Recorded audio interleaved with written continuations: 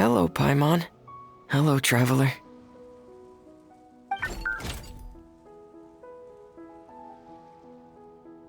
Is the crown ready? Yes, we're just waiting for Zuria now. She hasn't arrived yet. Then let's wait for her a little while. Or actually, maybe we can go find her. It's not too far from here anyway. Didn't she say she just lives on the hill over there? Hey, traveler, Paimon. Oh, and speaking of...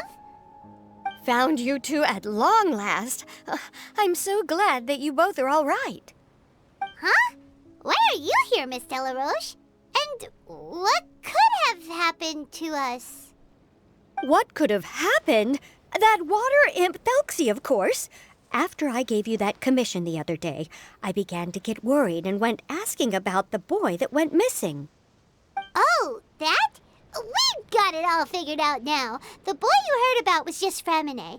Even the missing fish was his fault. Don't worry, we'll help you get the fish back as soon as we're done with this job. Oh, sorry about that. I've been diving in the area recently. Huh? Fremine? Diving? No, that's not what happened at all. I've heard a completely different account. What I was told is that about a month ago, a child tied a bunch of heavy seashells onto his body and walked into this open stretch of water. He never came back. What could that be if not that water imp's work? Are you sure? 100% sure. I've confirmed the account with several veteran fishermen I know. The child was only 8 years old. His name was Lescaut. Lescaut d'Estray.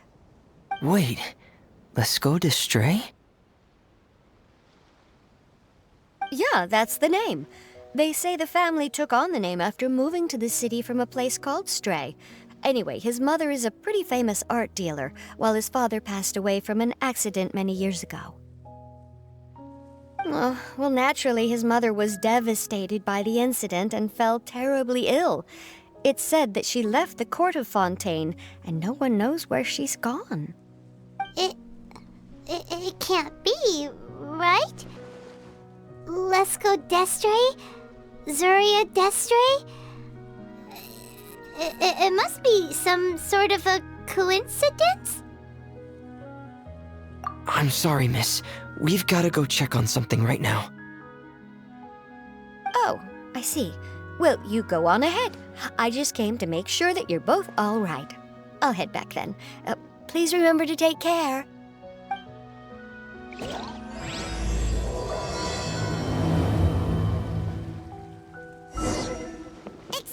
us. Is anyone here? Is this Madame d'Estray's place? Who are you? I have a patient here who needs quiet bed rest. Please leave us be unless you have anything urgent to report.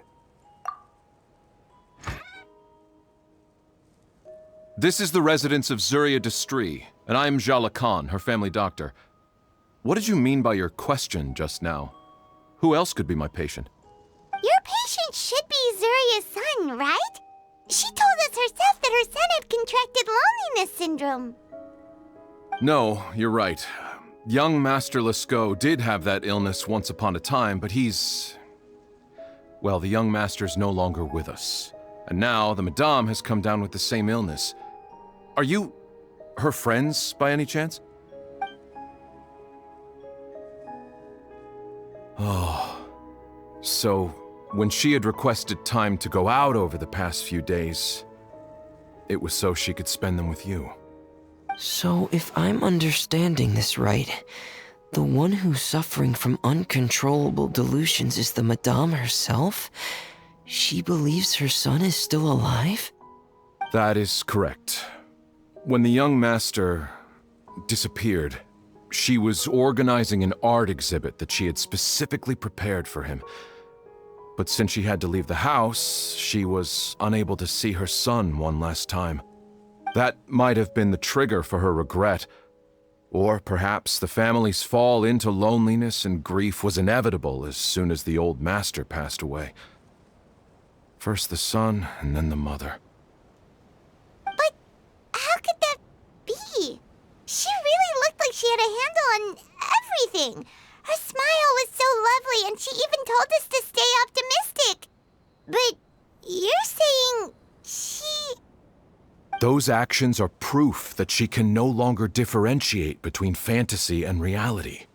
Then all the other things that she told us about her son, were those fake too? No, those were all real. Although they were all things that happened before the young master left us for good. Madame's time has just never moved forward since his passing. I see. So after her son left, she created a fantasy world where her son was still with her.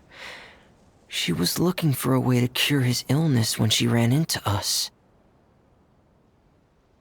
She has been in a good mood the past few days, even humming a song when she returned from her stroll.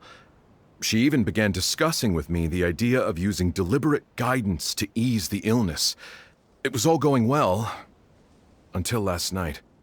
She spent a whole night staring at the shell the young master left behind, and the words that he had inscribed onto it. Then she broke down once more. I prescribed some sedatives, and she's currently resting. But then what should we do? How can we help her? There has to be something we can do. Don't panic, Paimon. Even though this is a devastating piece of news, we must all calm down first. What should we do? I need to think. I need to remember the old house of the hearth and the children who lived in it.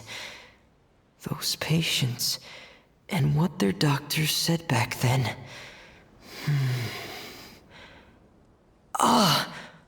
What if... Dr. Jalacan, have you seen a picture book? The Madame should have brought it back with her. Are you thinking about trying the guidance therapy she talked to me about before? It's worth a shot. I'll go get the book. Yes, this is it. That's right. If what Dr. Jalacan said was true, the past few days have been very helpful to Zuria, so we should complete this journey. We need to show her that her child has found a happy ending in the world of her dreams. But wouldn't that just make it harder for her to accept reality?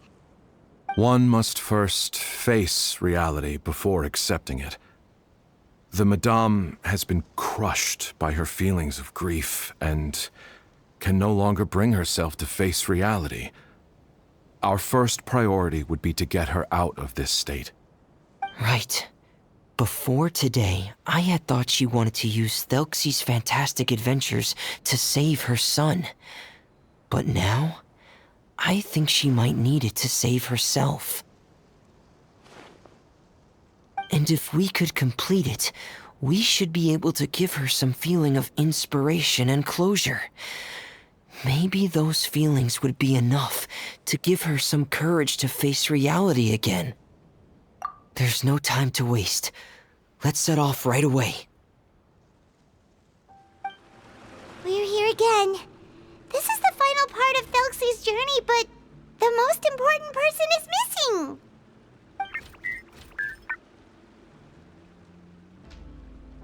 Everyone, please don't be so down and gloomy. Remember what she told us? If we were to feel troubled, the patient would become anxious as well. You're right. Paimon needs to smile. If we have to give something to Zuria, it should be our smiles. We have to keep smiling as we finish this adventure. And then she'll be able to recover, right, everyone? Yeah, I'm sure she will. Oh! Be careful, brave adventurers! Here come the evil monsters that stole the crown! They're... the Deep Sea Cyclops! Let's beat them up!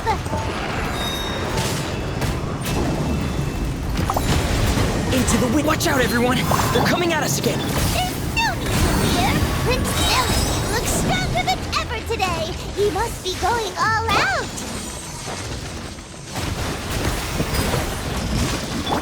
I'm going in! The hunt is on! One with nature. Dead reckoning! Here! Frost is coming! Getting here! Here!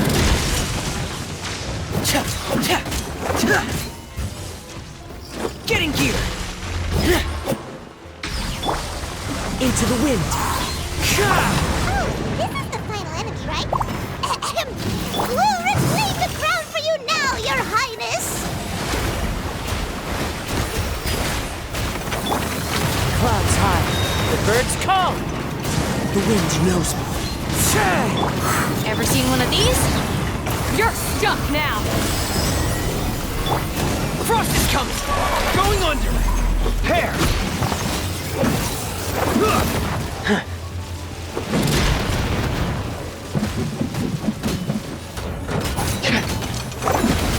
Getting here!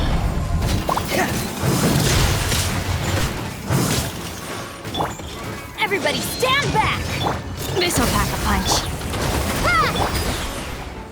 One with nature. This is a new one.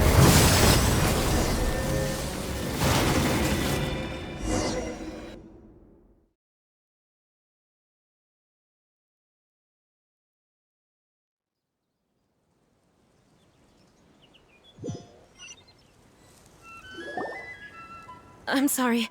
I have to go. I made a promise to my friends, and I'm already very late. But, Madame, you're still... Don't try to stop me. Today's the most important day for treating Thelxie. We'll use the guidance method. Didn't you also say that you think it'd work? I'm not trying to stop you, Madame. It's just... Could you tell me the name of your child? Dr. Jalacan, how can you forget the name of your own patient? His name is Thelxie. He's the prince of the kingdom of water imps. We will go today to reclaim his crown and attend his coronation ceremony. I see. Madame, please rest assured, everything is still on schedule. Your friends have already departed to find... Wait, look. They've already returned. Zuria! Zuria! We've retrieved the crown! Paimon, everyone, have you really? Yes, but the coronation ceremony still hasn't taken place, because we felt like you should be the one to preside over it. Wonderful, how wonderful! Thelxie, my child, are you hearing this? Everything you lost will now come back to you, and soon, very soon, you will never be lonely again.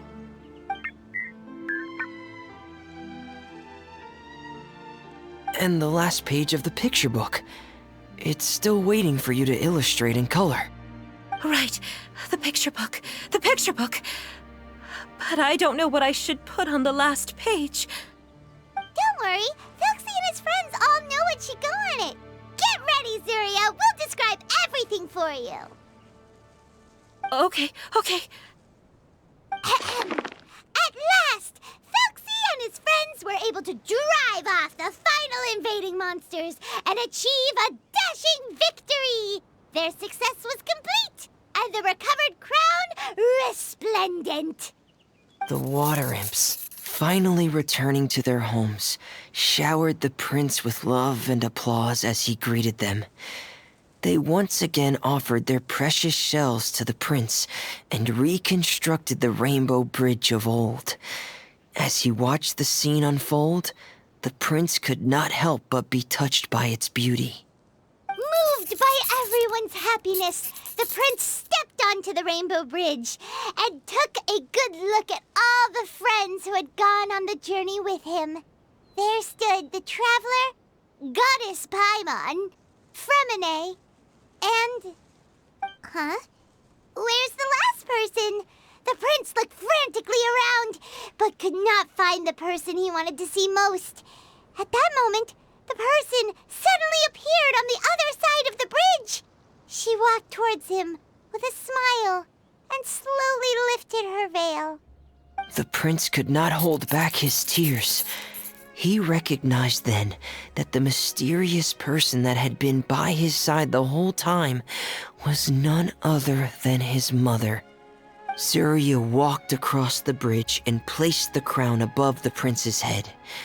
She smiled down upon him as she said, "My prince, my king, you shall never, ever need to feel lonely again." That's the end of the story, Zarya. Thank you. Thank you all.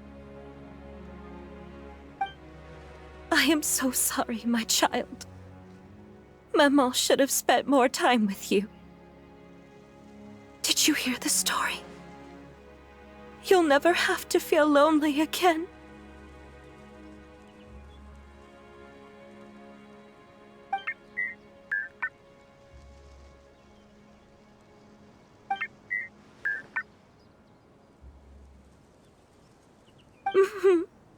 Mama loves you too.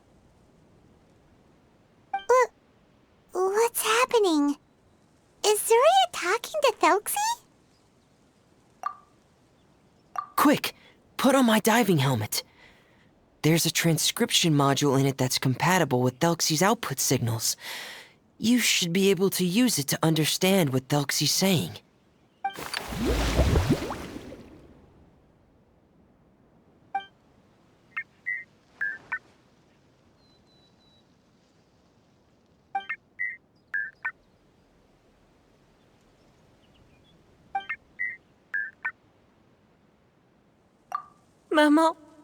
Mama loves you too. But I love you more, Mamo. What? Did you see something? Maman, I'm getting a little sleepy. If it's time for bed, can you hum a lullaby to me again? Of course, my dearest child.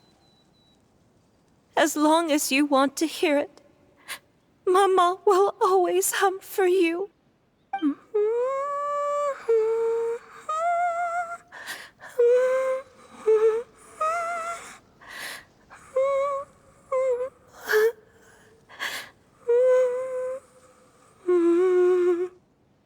Thank you, Maman. Your lullaby has always been my favorite. Now that I've heard it, I can return to my dream and to the kingdom of water imps in peace. My poor darling. Please don't forget.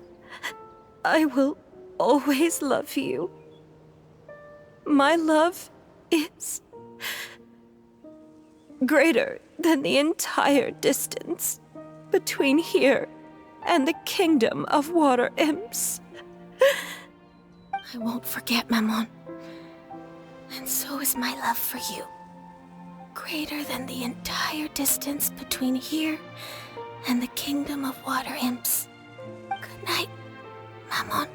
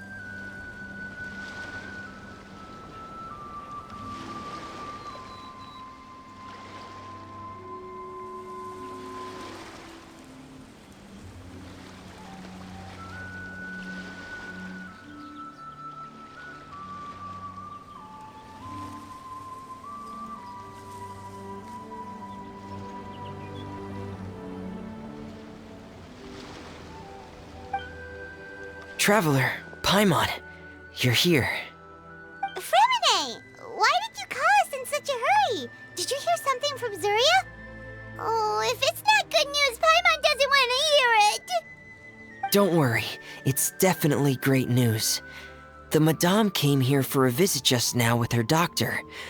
Color has returned to her cheeks, and she sounded full of energy as well. She said she'd like to return to the court to continue hosting the art exhibit. But this time, she'll work with her doctor to exhibit some picture books related to the illness. Of course, Thelxie's fantastic adventures and the guidance therapy will be included in the exhibit as well. She'd like to use her experience to help others. That's wonderful! So it wasn't bad news after all. Mm-hmm. Here, please take this picture book with you. The Madame wanted you to have it. If, at some point in the future, you were to run into someone with similar troubles, she hopes the book would be of use to you. But this is her son's story, right?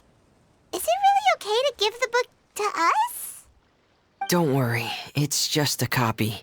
She still has the original. It's extremely important to her. Alright, then there's no problem. It feels good knowing we've contributed to something important. Paimon definitely didn't expect the fantasy adventure to be so useful. Paimon was a little worried about how everything would turn out. After all, fantasy is just fantasy. Paimon, do you know what the Madame said? She said that at the moment when she placed the crown on Thelxie's head, she felt like she really saw something beautiful.